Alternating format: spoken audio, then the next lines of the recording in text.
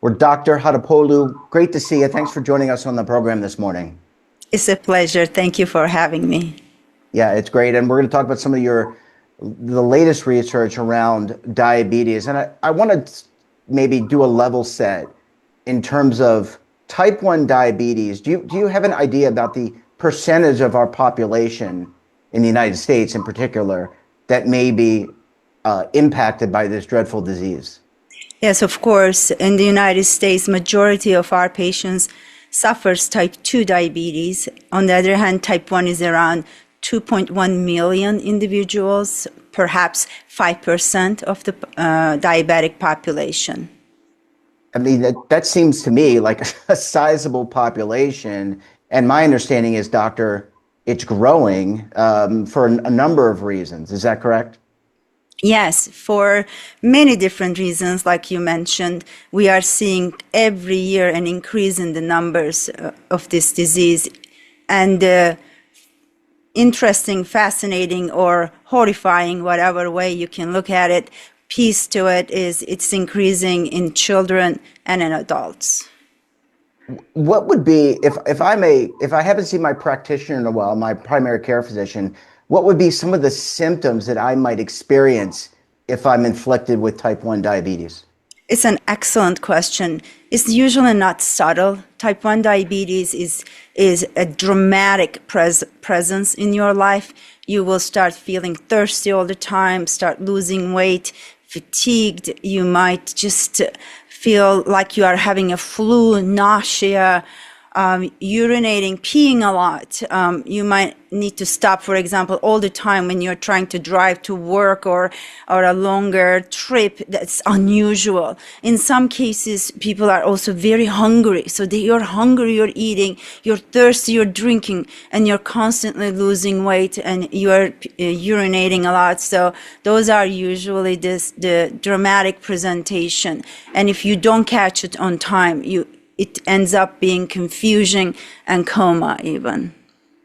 Yeah, really painful in some way, painful symptoms of the disease.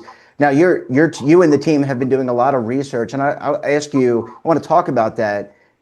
In terms of type 1 diabetes, is it possible to cure the disease based on your research, doctor? Yes, so depending on how you define the cure, but of course, we today have hope for those patients and can offer treatments that one could call it cure for a subset of individuals. Perhaps not for everybody, but for a group within the type 1, people living with type 1. We do have an option today available in this country to offer. And I'm looking to the future. And in the next 5 to 10 years, I see even perhaps better ways for these patients. There is hope for cure, and we do have something to offer right now. So if you wouldn't mind, I'm sorry to interrupt you. What might that cure look like? You don't have to give away any state secrets, but just an idea. You know, we've been seeing a lot of.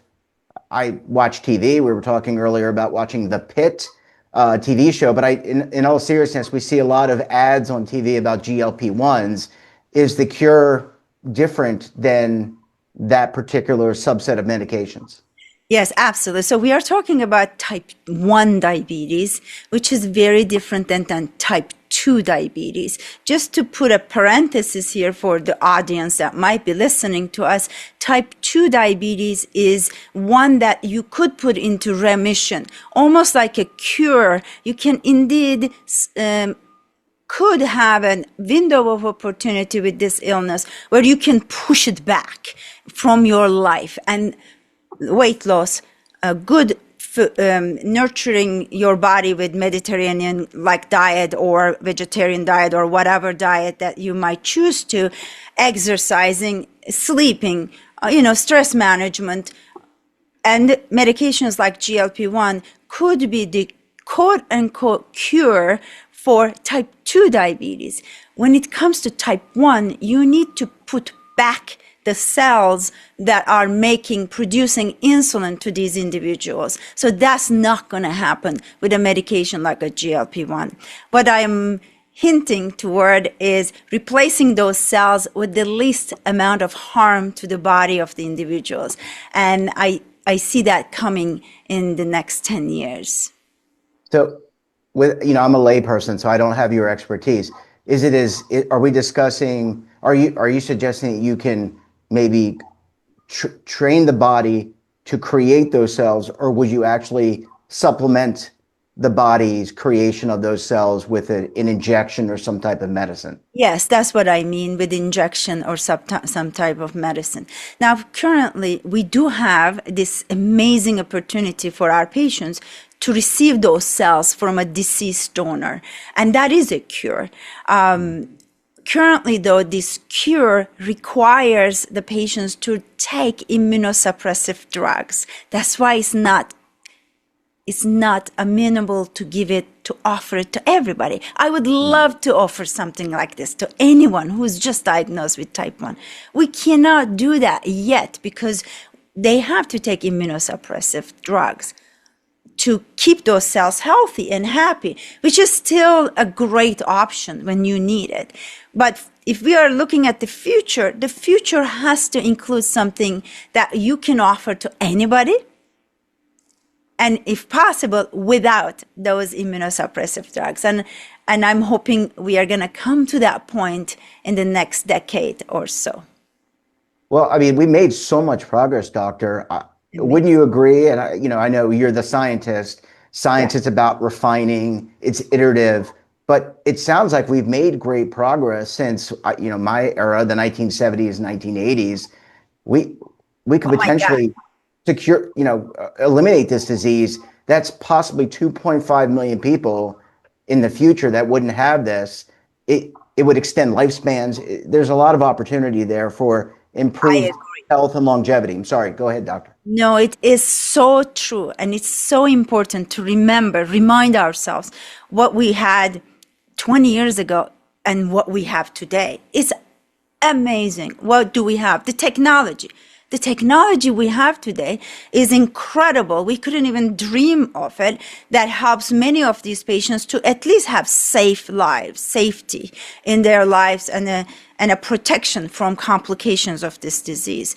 But we also today have ways to replace the cells that they are missing,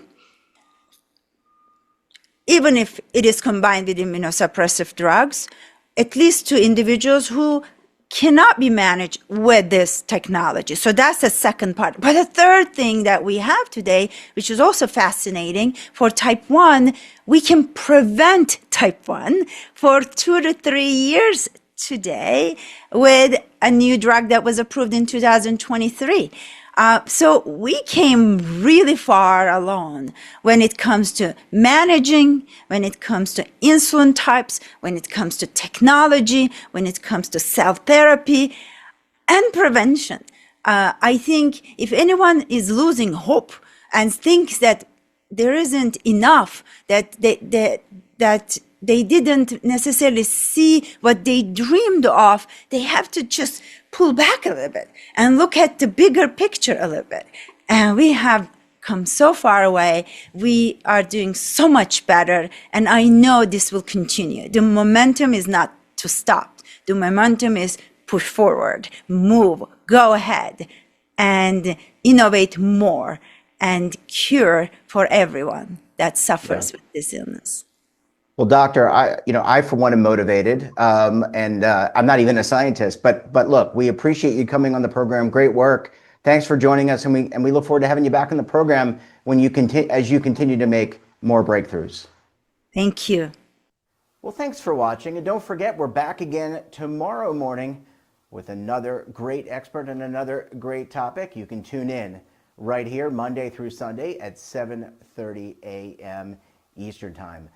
And don't forget to subscribe to our daily newsletter, The Morning Pulse, for all the news in one place, delivered directly to your email box. Check it out at our website.